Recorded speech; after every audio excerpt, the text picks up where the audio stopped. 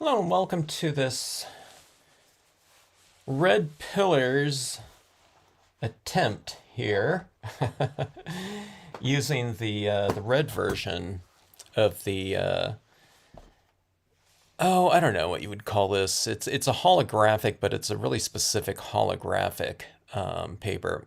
Like I said, I don't remember if I've used the red version that comes out of the multi-pack. I wrote that in the description here, but this is a version of the gold that was just done last night, and I have spray sealed this, so this is all, affixed to the surface. And I really like that look right there. It's just, I don't know, it's a different look with those really defined beams in there. It's just a really dynamic surface. It's very, I don't know, whatever, particular, and it gives a specialized type of look in this format. Um, or not, maybe not format, but in this, I don't know, whatever, compositional situation. Because you have to kind of work around that extreme type of patterning in that paper. That would be interesting as a sky right there, huh? On a horizontal. But I thought I would go with more of these light pillars again. But here's the thing that I'm curious about. I've used black on this so far, but I've wanted to do an experiment with white, like there would be clouds in here. So I'm going to give that a shot and see what that might look like. I don't know if the sequencing here, if the inks are going to adhere to this. I might need to spray seal it or something like that before I stamp something over white. I don't know if it's doing black over the white applications will remove the ink or if it will work. I just don't know on this type of extreme surface here. And by extreme, I mean it's very, very sealed off. It's very non-porous, okay? I mean, there might be a little bit of porous qualities to it, but it it's very, very little. Okay, so let's see here. Let's go right about down here. I'm going to add in a horizon line, and that will be where hopefully it'll look like some clouds are coming up from the surface. Hello, Diana. How are you today? Okay, let's see. There is almost no opacity to that white right now, so those inks are showing right through it, but I don't know. Let's see how this goes here. I wasn't quite sure how this would look because the background is just so powerful. I didn't know if this white kind of cloudy formation would just look muddled. If you do this type of thing on a more muted surface like this, it's hard to imagine this is a muted surface. But suddenly, in comparison to this one, it really is. So this one, it really blends in. A white blends in with this type of surface right here. And again, it's weird for me to hear coming out of my mouth that any type of holographic is muted, but just, I don't know, it seems like anything in comparison to this one is just so subdued by contrast. I'm doing well, thanks. I'm having fun here playing around with this paper. I haven't played around with it for I don't know, it's been a month or something like that, or maybe a little bit more. I don't know. If it's been less time than that, it feels like longer. If I don't do anything for, I don't know, a couple weeks, it seems like forever because we've done a lot of other things in the meantime. So I don't know. I want to play around with this. It was like, this is one of the most extreme surfaces that I've used, I think. I mean, I can't imagine. I used to think that when I first started playing around with things like gold foil or silver foil and stamping on that was it was pretty extreme. But and then I started using the holographic cardstocks, and I thought, oh my gosh.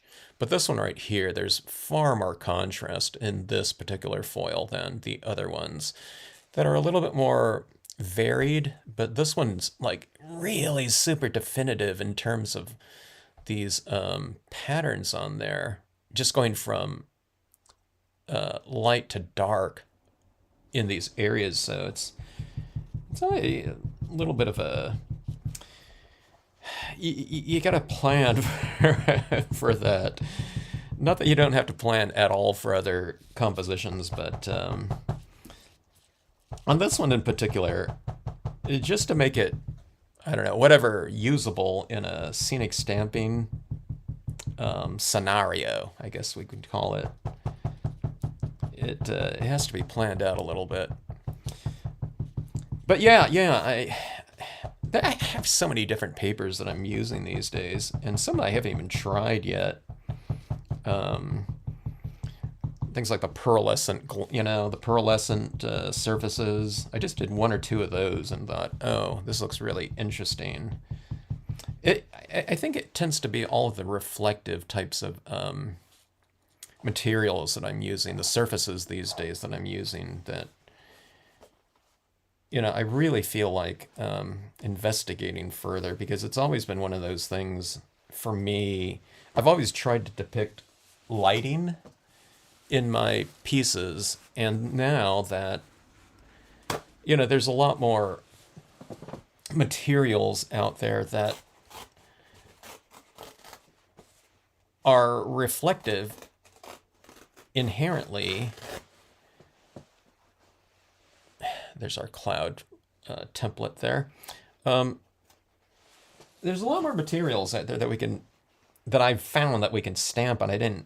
They've been out there for a while, but I just didn't think to stamp on them before. I didn't think they would work, but with the inks and everything like this, and StazOn and whatever. StazOns have been around for like 20 years, but like this Brilliance ink right here, I had it for a long time, but I just never used it. It was designed just, so that you can have a pigment ink on glossy cardstock, so I wasn't thinking about things like foils or vinyls or something like that. And I don't know, it's really just opened some doors in terms of getting some dynamic types of surfaces going on into the background, in scenes and whatnot. So just so exciting. Instead of just always working on white pieces of paper, which I'm always depicting lighting through the use of shadow and shade, but to have everything kind of a surface that actually reflects light out of the off the card is really exciting. And when it reflects a lot of light or changes light on there, even more dynamic. It's less tolerant, though, for various types of media on there, but I mean, who knows? Who knows what might be out there? We might have something like this type of holographic and a printable vinyl at some point in time, and that would be amazing if something like that happened. I gotta think it's possible, because all I need to do is make this holographic cardstock and just coat it with that emulsion coating that they're using on the vinyls. I don't know. I'm not a paper manufacturer, but I gotta think that they'd be able to do something like that. Okay, so far this looks okay, I guess. These clouds on here.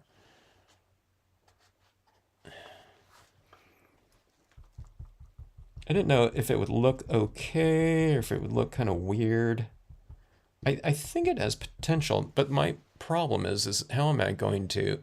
I'm going to blend in some black up here and down here, but my question is how this area in here will look by incorporating some black into these areas here. But we'll see.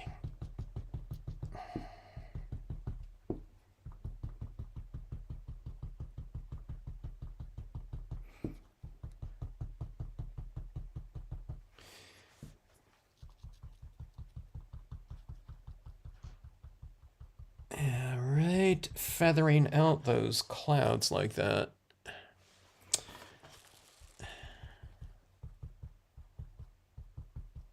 I'm wondering if I should put some black into those clouds. They look okay as oh, okay, now this is something that is interesting to me. On the Recollections holographic foils, like at Michael's, that I used, or yeah, I guess I still use it. I haven't used it for a little while here, but when I'm applying ink over the tops of those foils, I notice that it's putting some of the color back into solution. So adding this white ink on here, I'm getting some red coming off of this surface right here, and that really surprises me because I would have thought that this was really sealed off with a clear coat, so I'm just not sure what type of surface this is on here. I guess it's just the direct, I don't know, printed red over the top. I don't know, it's kind of interesting to me because this is so mirrored and it's so non-porous. You wouldn't think it would bleed color coming off of it. The Recollections one maybe a little bit more so because it's the Recollections ones are a lot thinner and more porous than this.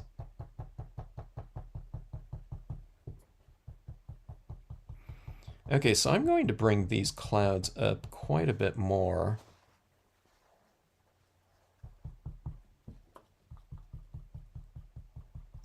When I've looked up, I just looked up light pillars again on the internet. Just, you know, whatever, Google search or whatever.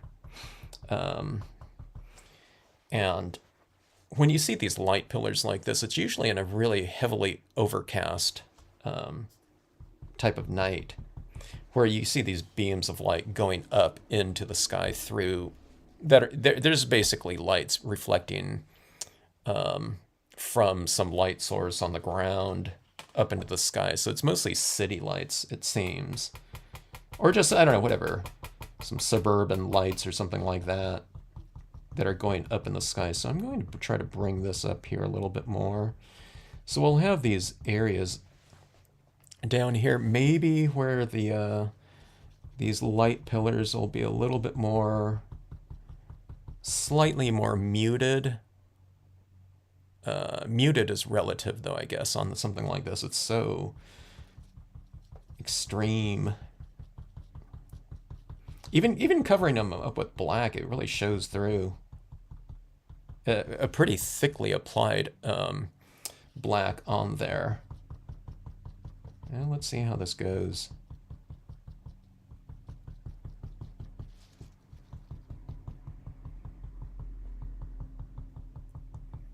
These are pretty quick cards to do because you're not using too much media on here. Okay, so this is what this looks like right here. As far as the ink that I've applied so far, so. Looks real three-dimensional though, I think, isn't it? Those clouds definitely look like they're in front of the pillars. Okay, it seems like I'm getting some decent opacity here, where it's breaking the that contrasty pillar look. So I'm gonna go a little bit heavier now that I can see that that's reasonably effective there. And what I'm hoping for is when I stamp my imagery over the top of this, that the black ink will transfer onto this white and not just go with the stamp down here, hoping that that ink transfers, and then I lift it up, and instead of transferring the black on here, what I've done is I've lifted off the white, which is entirely possible because this white is not going to be affixed on here very well until you get it spray sealed, or you spray seal it. So we'll see how this goes here. All right. All this glare comes off when I'm looking at this. There's a lot of light at certain angles. Like I'm kind of looking at it like this at times, So all that light, it's like looking at a mirror where you have this like reflecting back in your face.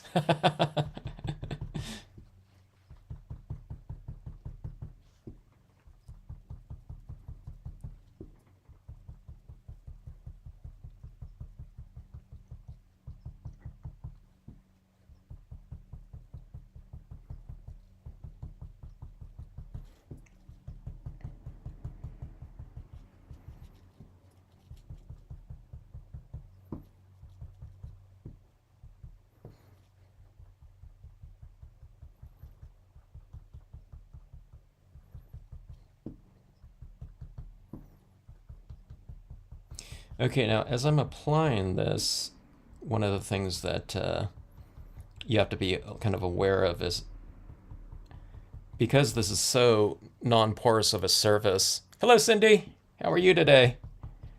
Um, as I'm applying this, I'm kind of removing some ink at certain pressures, so you need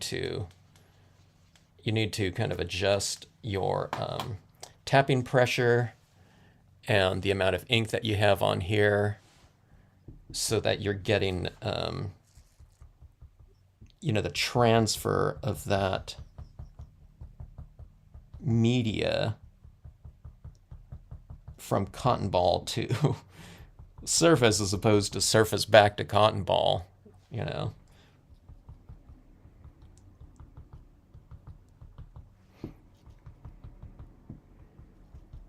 So Cindy, I am trying another one on this holographic, but I'm starting off with such a much darker version of this particular holographic. So I thought,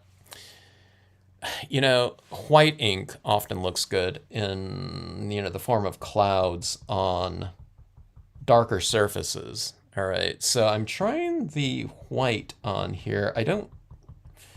I've used, the white on holographics before, but not on this one. I don't recall, at least. And seeing if we can mute out some of that surface so that it would be accepting of, black imagery over the top of it. I'm muting this out right here so that when I stamp a black image, we'll be able to see it as opposed to can just kind of swallowed up in the background. It's different on the gold or the lighter cardstocks, the lighter holographics, because, if you stamp a black image over it, even with this extreme kind of dark light type of thing, you're using a lighter surface, so it's going to stand out more. But if I stamp something in black over the top of this, see, like that, at that angle, we won't be able to see anything. So I think I need that little foundation of, a lighter tone in the background just for that image to show. And like I said, I'm hoping that when I stamp back over the top of this with a black image, I'm not just removing the white in there, but the black is transferring over there. So I probably have to be a little bit mindful of the amount of pressure that I use on the stamp when stamping it out. So we'll see how that goes here. I was going to use the rubber stamp of Lakeside Cove, but I don't know. I wonder if I should use the Art Foamy because it's softer. I don't know if that'd make a difference. Maybe going into this with a harder rubber. I don't know if that's going to affect it. I guess we can always do this. I'll stamp on here in the rubber stamp version of Lakeside Cove because that's my go-to kind of test stamp. And if it removes the ink, then I can just go back over it and refill that in and try the foamy or something like that. And if that doesn't work at all, then what I can do is I can heat set this, spray seal it slightly, affix that down, and then stamp over the top of it, I guess. It's one of those things we can always do is we can always spray seal. And you can spray seal with like a, I don't know, workable fixative too. It doesn't have to be a super thick glossy or something like that. But that is that. Another white ink on this, Cindy, like a clear snap or something like that. Those are oil based, so they're never going to dry on here. Even on a more porous surface like a like a glossy cardstock, okay? Stuff like that, just regular oil-based pigment inks usually don't dry on there.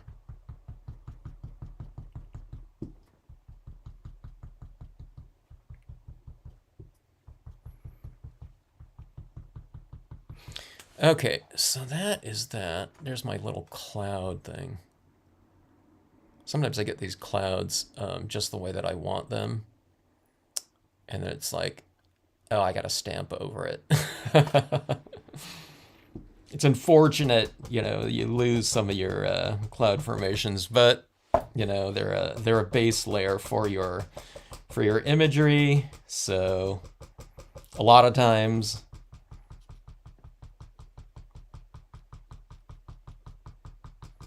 or it'd be interesting on doing something like this, like a Bermuda Triangle or something like this. I guess you can just stamp a, little fisherman down here, and that's like this horizon line up there, or something like that, just with clouds. Okay, so, all right, I guess I'm going to stamp this out. I'm going to stamp out my black imagery, I think now. I can add in the top and bottom portion already. I don't know, maybe I should do that. When I'm doing these pieces like this, the less kind of touching of imagery on here, the better, because you can smear it out before you heat set it and whatnot. So, yeah, let's just get the let's get the background done as much as possible first. That's a good idea to do multiples.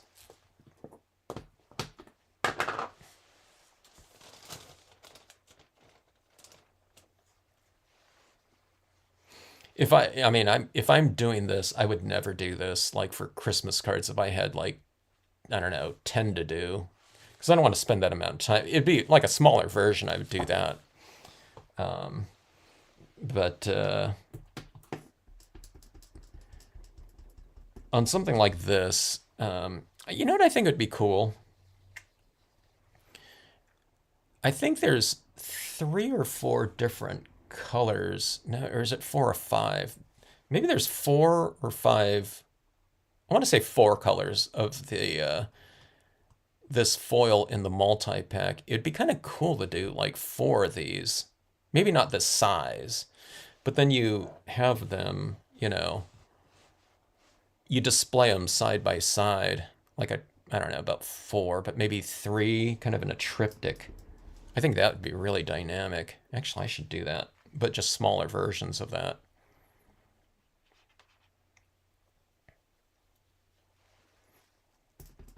Okay, let's go with the black here. Let's see. That ink pad is hit. Okay, this is really super juicy here. Okay, now here's the thing that I wasn't quite sure about too. With this black, I usually don't use black in conjunction with the white in the white area, but I think I'm going to have to just to kind of incorporate it in, so we'll see how that goes. Okay, so I'm also going with this really elongated format here, just because I thought it would be really conducive for the overall look. Everything's just so vertical, elongated and whatnot, so going with this, I don't know, whatever slimline type of format would be good. Potentially. We'll see. All right, so creating a little bit of a vignette around the edges here. I'm going into the white. The black does seem to be blending in reasonably well. I might have to go in with some white back over the top of it too, so you can always do things in kind of cycles. You can add some white and then some black, and then you add white again, or you can go into black and white, you know what I mean?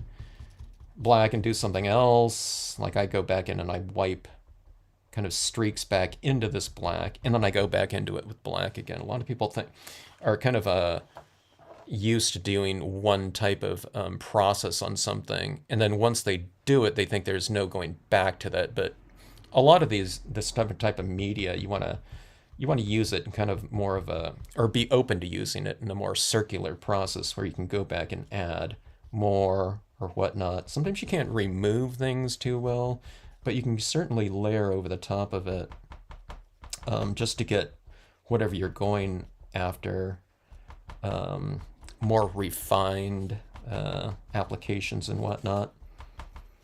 So luckily, with this type of non-porous surface, it's like the ultimate, or it's one of those things where it can be a weakness because things don't apply and adhere really well. But if you want to adjust something and edit it, it's like the ultimate in whatever user-friendly kind of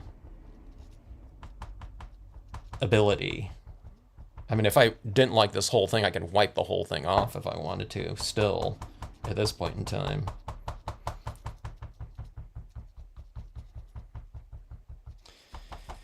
All right, so this is what this top portion is looking like this, okay? And then there's the white down there. It looks so bizarre. Just like that, without the context of the imagery in there.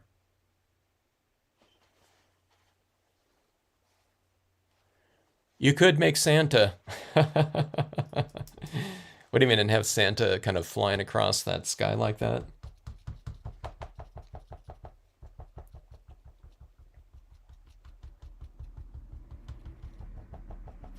Is everyone watching their I don't know, their holiday programming this time of year? We go through our list of I don't know, whatever standards.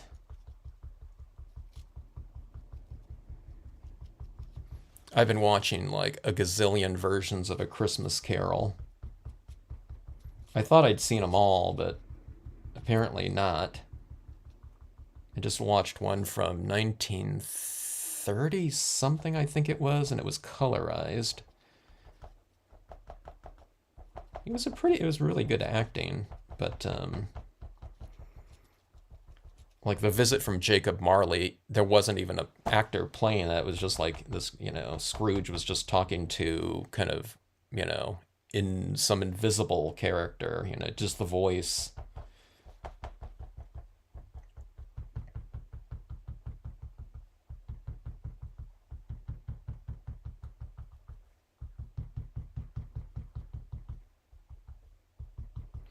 All right, adding this down in this lower section. Okay, I'm going to refine. Okay, this black is applying over the top of that white really well. I don't know. I thought I'd be removing more of the white. I don't see that happening on here. And I am able to get a little bit of kind of grayish tones right in here, so that's good. I'm just still hoping that when I stamp my imagery over the top of that, it transfers onto that white. That white is fairly thick on there, so I don't know. We'll just see how that goes. I'm not super confident that I'll be able to do that. That ink will transfer on there, but I don't expect it, but I hope. Okay, so we're going to feather these kind of real rough applications of this black in here. Okay, so like this, and we'll get kind of these, try to go for these elongated strokes like this of light. You want these streaks to kind of get real kind of graceful, and like they're, I want them to kind of look like they're like flames or something like that, reaching up into whatever, the heavens. So just kind of keep wiping it off like that.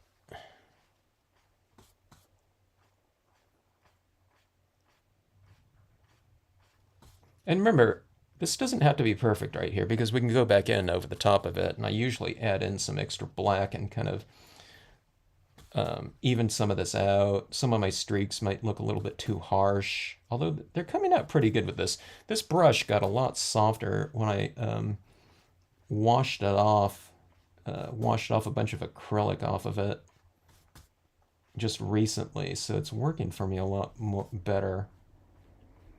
It was really removing a lot of ink when I've done this type of process with it before. Got a big fur ball, lint ball there. All right, see that right there?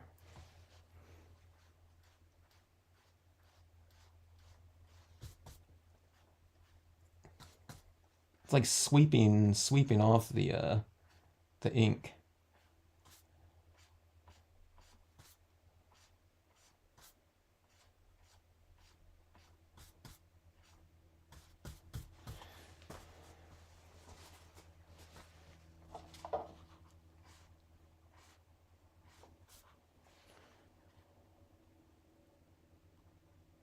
Try to get this at an angle where you can see it here. Okay, see that right there? So that one right there is looking a little harsh right there, huh? Let's go up here a little bit more, like that. Just kind of soften that out. And it gets a little bit smudgy, like right around in here, but then you can go into that with like a paper towel or something of that sort.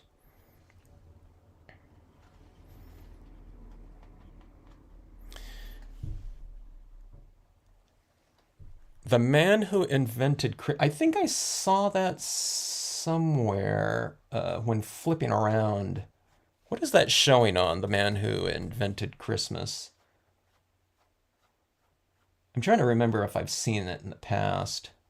Is that on Netflix or? I seem to recall seeing that somewhere. Prime, HBO Mag, I don't know, whatever it was.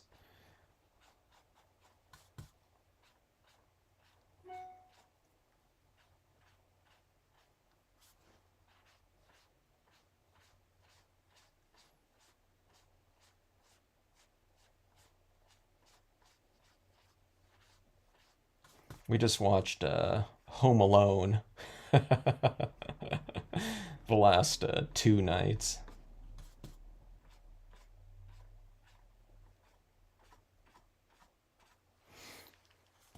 Okay, there's that.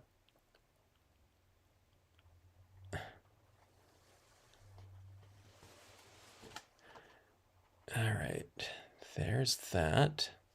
So let's see what this looks like, just holding it up like this. Wow, that is a ton of dark contrast in there. Quite a bit different than, it'd be kind of interesting to have another band of clouds. Not at this point in time on this scene because I've already added the black, but if you just go with only white on this and have another layer of it up here and up there maybe. I'm gonna have to do that in the future. That's kind of interesting. The white looks pretty good on there, I'd have to say. Huh. I didn't think that white would be strong enough to block off the beams. I thought those beams would show right through it because they often do with black, and I figured black would be more opaque. Maybe it just depends on the surface too. That the gold one I think works a little bit differently than this. So, oh, it's showing at Blu-ray at your house. It's movie night at Cindy's house. Anyone watching this live stream, we're all invited there. Right, Cindy?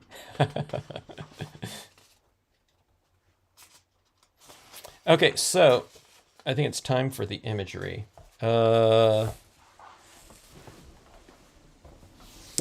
Let's go with this one right here.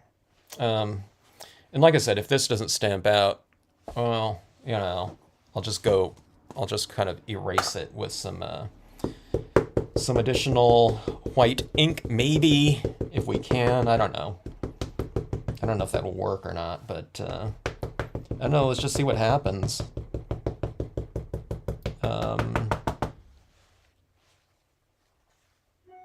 Cross your fingers. Okay, so I want to go with a pretty good application of ink. We want to make sure that this isn't kind of a drier application of this black. You want to have a pretty decent amount to transfer over. But you don't want it so much because this is not absorbent surface, so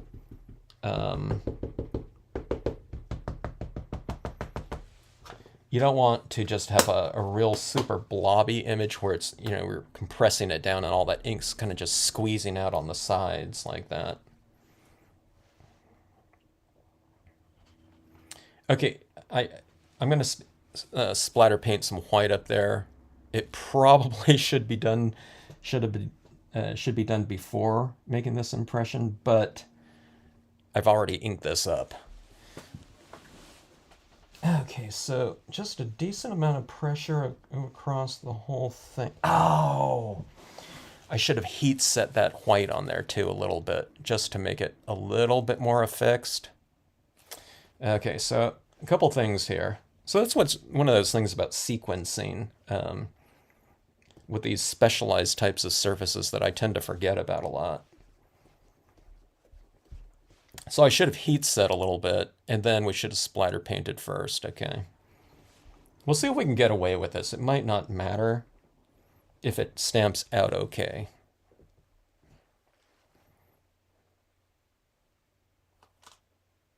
Yeah, it's not too bad. I think that's the best that we can expect. Okay, now here's the thing. It stamped out lighter than I was thinking of, I guess. And it's because that black ink is, while it's black, it's a little bit translucent, so we have the white showing through it, okay? All right. But the good news is that it worked, and it didn't just lift off, you know, the white, revealing kind of a reverse impression there, you know, where we just remove the ink on there. You probably could do a reverse impression if you wanted to go for something like that. I have done that in the past with the foils where, you know, you put some black down or something like that and you stamp your trees over the top of it and you lift off and you're removing the ink that you've applied, revealing the, you know, the foil. So it's the imagery that's in that foil look. Not on this holograph. I haven't done it on the holographic, but just on the straight gold and silver. I'm trying to remember if I did it with silver. I've done it with the gold a lot.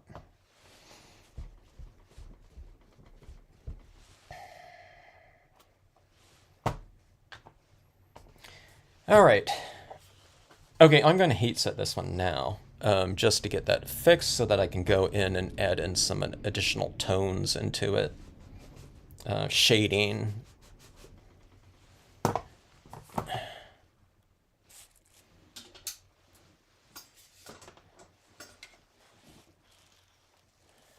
Okay.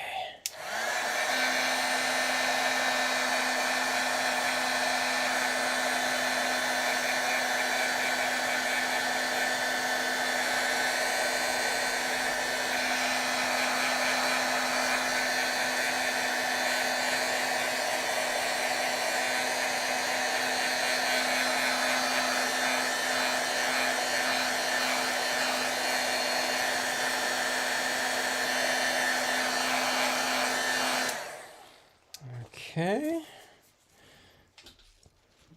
Not completely dry, but dry enough. Hopefully. It's hard to tell sometimes.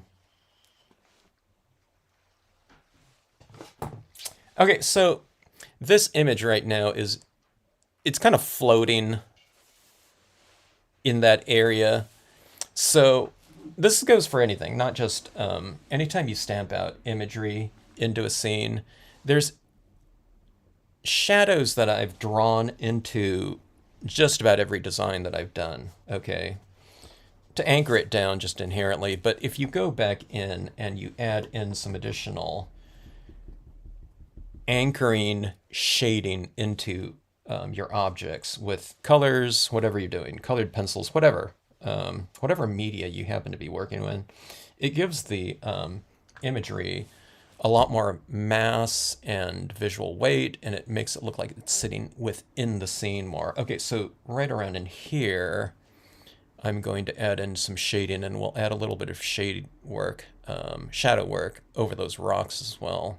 Okay, so let's go and do that. It just incorporates the imagery into the scene better. It could be the smallest of objects to a little person or deer or something like that, you know. Okay. So here's like just an example. Here's one side of the scene right here with a little bit of this black ink going into it like that, and I'll do the same thing coming in from this way. I try to leave the tops of the rocks a little bit lighter if it's a top lit type of, you know, situation. We don't have like a moon up there or something like that, but still these light pillars, you know, if you're going to have lighting in here, barring some sort of artificial man-made light, you know, the light will be coming from the sky.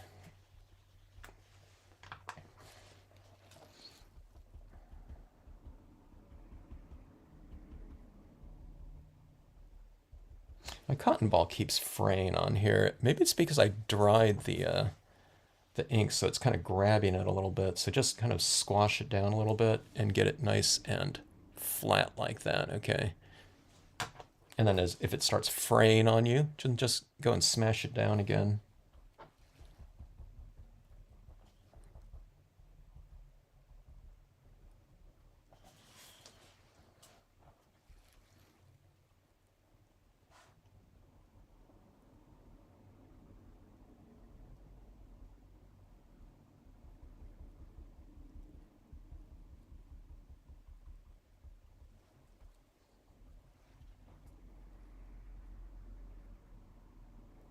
It's really getting frayed right here.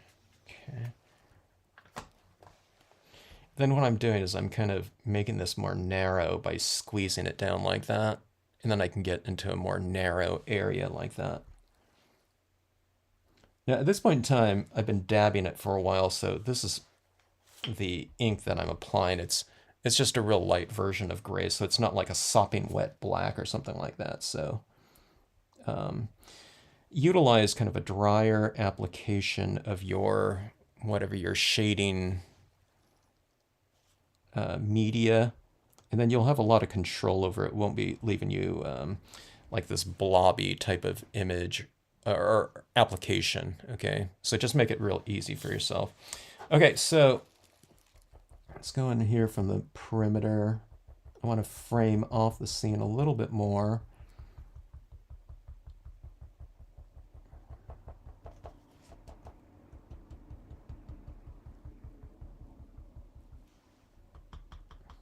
So try to, I mean, there's a really narrow area right here, but try to kind of taper it, going from a little bit darker on the edge to a little bit lighter here. But there, like I said, in this situation, there's not very much of a transition zone here. But in other words, to try not to just have it like solid black and then white like that. Kind of see it how it's tapered here a little bit, and that's by using the really dry version of that ink, and you just kind of keep blending it in like that. See that it goes from black into like a little bit more of a gray like that.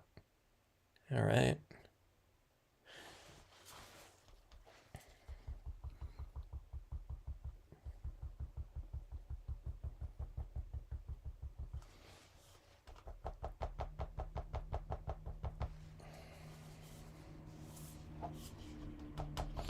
Okay, knowing that I usually oversplatter, I oversplatter my work. That sounds weird. I'll probably be adding some more of this anyway, so let's just go to the white paint here. And this is where, okay, this white cloud really stands out, kind of strange because it's the only thing that's white in the scene, okay? But then when you bring in additional white elements, wherever it might be. Let me see. Where did my toothbrush go? Oh, I left it over by my computer. Let me go grab that.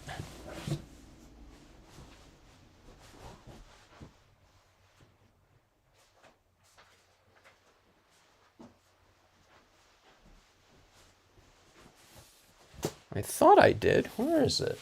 Oh, here it is right here. Underneath another piece of the holographic. Okay, so let's go with a little bit of the tip of the splatter painting instrument, aka the toothbrush. Someone's going to come up with a splatter painting tool. I just know it in the crafting world. And they'll say, well, that's just a toothbrush, isn't it? And they'll say, no, this one's like different. You know, the bristles are, you know, more firm or something like that.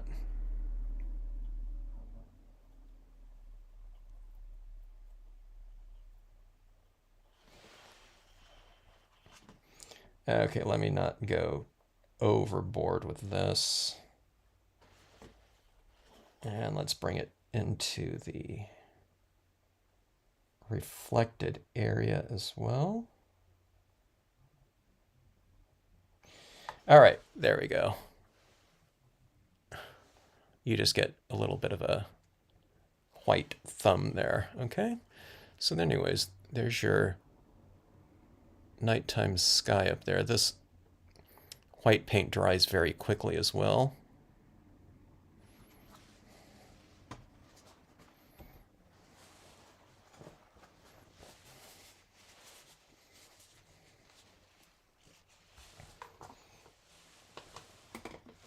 All right. And let's add in some foreground down here. I can go with more trees, but I don't know. Let's just keep this like the composition from yesterday. I just used some reeds. Oh, look at this. I've used white for reeds, and the last time I used this stamp, I get, you know, if there was like a really deep blue one, this holographic, it might be pretty interesting to do that black around the perimeter, but stamp all of your imagery in white over the top of it. I think that would look pretty cool. It would look great for like little Christmas tags or something like that, or bookmarks, I think, too. You can do it in a much smaller format and just splatter paint it with the blue, the white. I think that would be some pretty cool projects. Or like I said, you can make little ornaments. I think I would do that one. If I did, I would have a white stays-on pad, pigment ink pad. You'd have to really re-ink it a lot, but if you did something like that, it'd be a great project for kids, I think. This paper right here would just be fantastic for kids' projects. I think they would love using something like that, or having a result with that type of dynamic surface.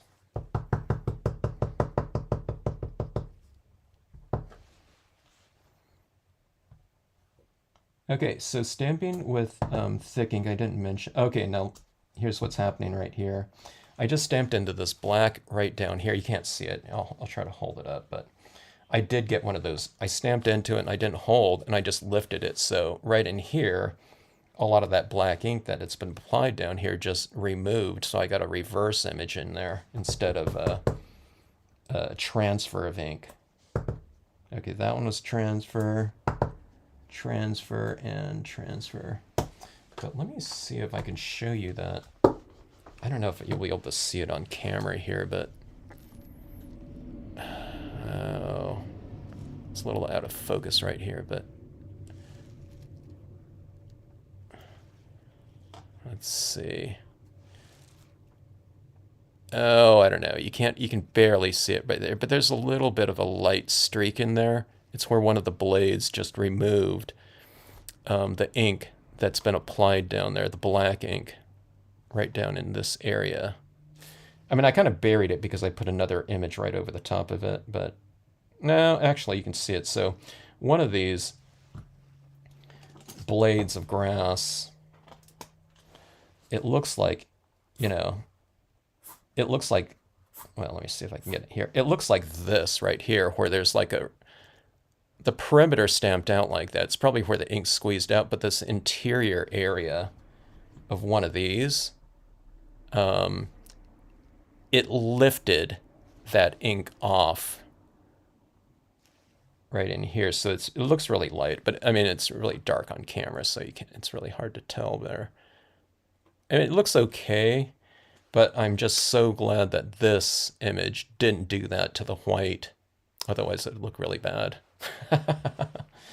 I think, but like I said, if that happened, I would just go over that whole thing like an eraser with white ink, and I would just, do that and just stamp right over it again with, I don't know, I'd try the foamies or something like that on there. Northern Lights, light pillars, either one. That's what we're going for, Cindy, right there, I think. So that white stands out a little bit strongly on there. Talking about the white clouds. I think it would look good to have a little bit somewhere else in here. Like I should have put a little bit of mist down here. Oh, that would have been good, I think. So if I put a little bit of mist down here, then these reeds would have shown up a little bit more. Or you just have another little strand of some clouds up here, a little bit of haze, like here. I think that would look pretty good, but as far as this white on dark holographic experiment, I think this worked out pretty well. I just I didn't know how well if at all, I was skeptical if that white would kind of harmonize with that, the harsh, whatever dynamics of the surface right here. Look at that, my hand in there, just the shadow area. Look at that blue that's created on that surface like that. Where is that blue? Okay, there it is right there. Oh, there is, I think I just saw green right there too. Like right in here. I don't think I noticed that greenish tinge before. Oh, it's because that yellow starts coming out like that. Now that looks like Northern Lights like that, huh? I have a window right behind me and it's capturing that. You can see my blinds right there. Doesn't that look real kind of Northern Lighty? Maybe not in the color scheme, but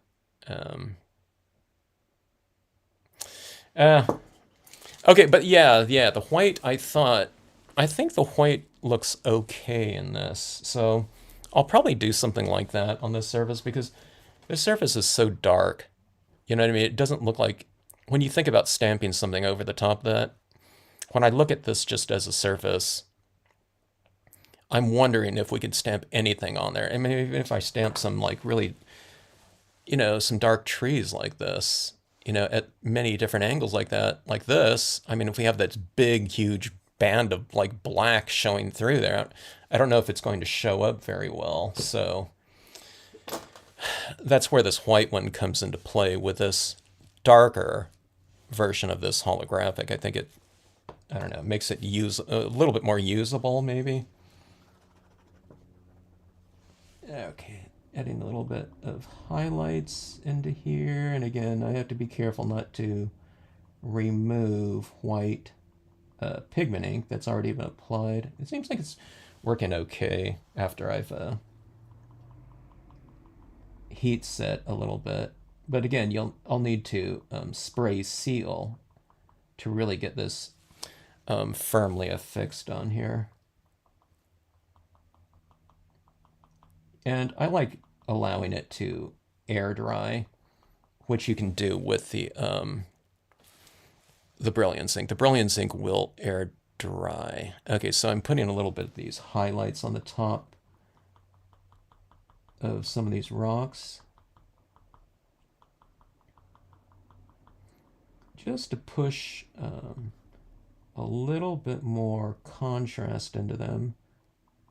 We added the shading down there at the base of the rocks. Now it's adding a little bit of a highlight on the tops of the rocks, just so that, I don't know, it stands out a little bit more. And I mean, you can even add it into your clouds in a couple of little areas.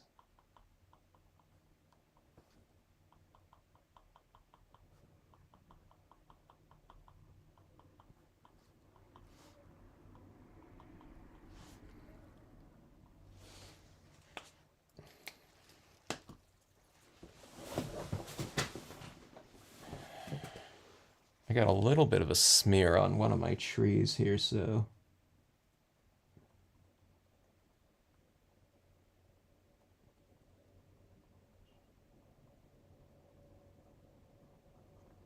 I'm just going to remove it with my pen here, or my X-Acto blade. I didn't scrape into the paper, I just scraped off the surface. And then I'm going to go in and I'll just add a little bit more white back into that.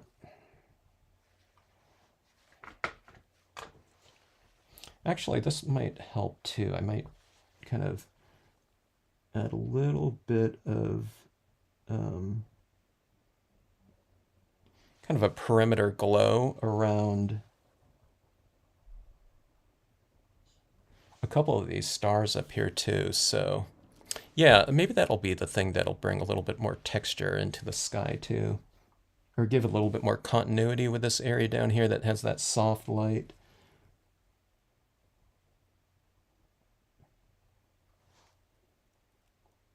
I won't go too extreme because I have a feeling these will stand out quite a lot.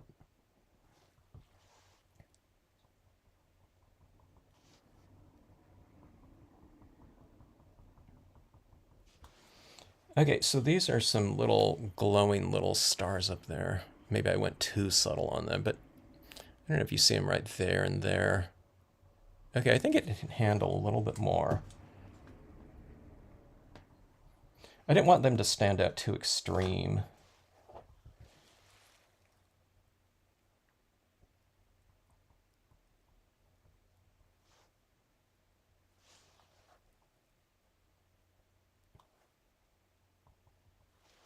Okay, I think that should do it like that. So you see some of these stars are kind of glowing a little bit more. There, there, there, there. I didn't put a ton of it like right there because I think it would just stand out too much. But the glowing ones stand out a little bit more texturally than just the, you know, the specks, the paint specks. I'll make some of these glowing that are in the clouds here too.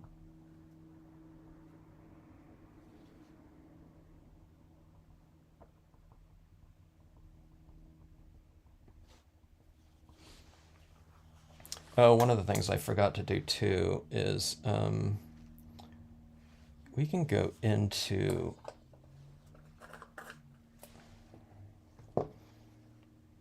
the imagery after we've stamped it out. I always do this, I don't know, I forgot to do it here. All right, maybe I wasn't thinking about doing it because I was worried about kind of obscuring the imagery because it's still wet. But we can go in and add a little bit of this white over the top of the black. Okay, yeah, I need to be really careful about this because that black is pretty wet, but I've just added a little bit of white there. I'm not going to do too much of this unless I heat set this more, or after I just scraped off some black ink right there. Until after I spray seal. After I spray seal this, I can go on with a little bit of additional white, but adding a little bit of additional white in there just to vary that edge a little bit and to put a little bit of that kind of mist coming off of the surface. I can't do too much of it because this black is really quite wet, and I found that dabbing in with this, I don't know if you can see that black on this right here, that starts to come off a little bit, so I need to be really careful about that. All right, so that is that scene on there. There's this that little cloudy type of addition to this type of idea. These are pretty easy to do. or they're pretty simple to do, I should say. You just have to get a feel for kind of that addition of kind of a wet, thick ink that's not drying on the surface, like, you know, at all, you know, until you heat set or you allow it to air dry. But, you know, we're talking about one or two mediums on here. This one is just black ink and the white Dr. Martin's splatter painting on here. Okay, this one's on the gold surface, the gold holographic, that. And this one just incorporates some white in there just so we can see and define our imagery on this one right here. This one right here has a lot of contrast too, but that black streak right there, see how dark it gets? It does get pretty dark, but you know, that area right in here, you can still see my trees, where on this one, I think it's more extreme. So if that black was just going right down there, I don't think we'd be able to see this at all. So that's why that white pigment ink is being kind of employed for the use of clouds in the back of the image, just so we can see it much more, I don't know, whatever, visibly. Hello, Cheryl. Finishing off another scene here. And like I said on this one at the beginning of this one has been spray sealed, so it is completely dry and affixed, and that doesn't really affect the holographic nature of it by spraying over the top of it with the, that sure looks like a bunch of like colored spotlights in there, doesn't it? It looks really festive. I mean, it would be like, you know, there's 50 spotlights out there in the woods or something. But I don't know, this is pretty fun stuff. And like I said, it's just kind of finding a use for it. I think this will be kind of interesting to do this one right here. Gosh, I love this at some different angles. Like even like that, where it's just reflecting some of that lighting on there.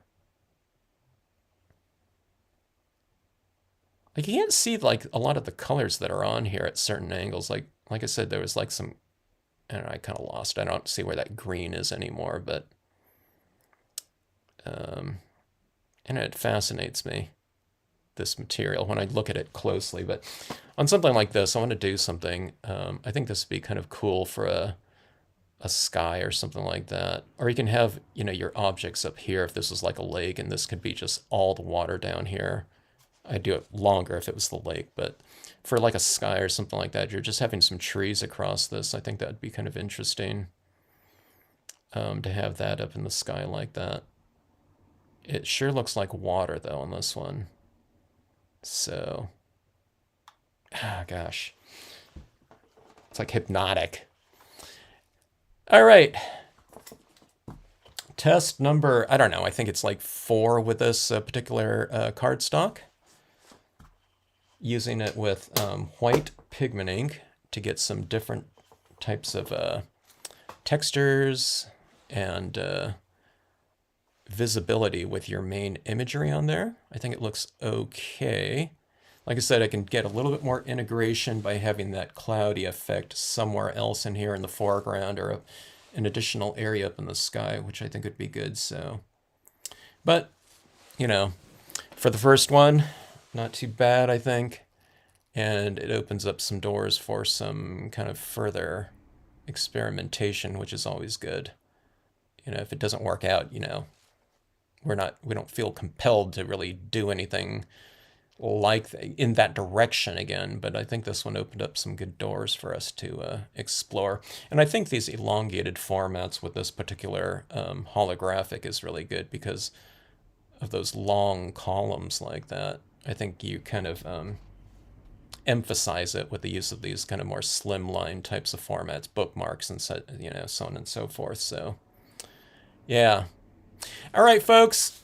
Just a quick impromptu afternoon live stream here. Thanks for joining in. Glad you were able to check it out here and see how it went, or, you know, see how it was created. I don't know, fun with holographics. I definitely recommend them. You know, even if it's not this one, just one of the, you know, the printable vinyls or something like this. Just having a kind of exciting surface inherently, you know, to start off with can lead to some, you know, some kind of, you know, I think there's simplistic types of applications in terms of the number of media used, because we already have all the colors and everything that we're going for in the paper itself. It's just a matter of kind of incorporating whatever we're doing on there over the top of it without it getting kind of lost in all that patterning in there is the key. So yeah. All right. Thanks again, everyone. Hope you have a great rest of evening, whatever time it is for you. And we'll see you on the next live.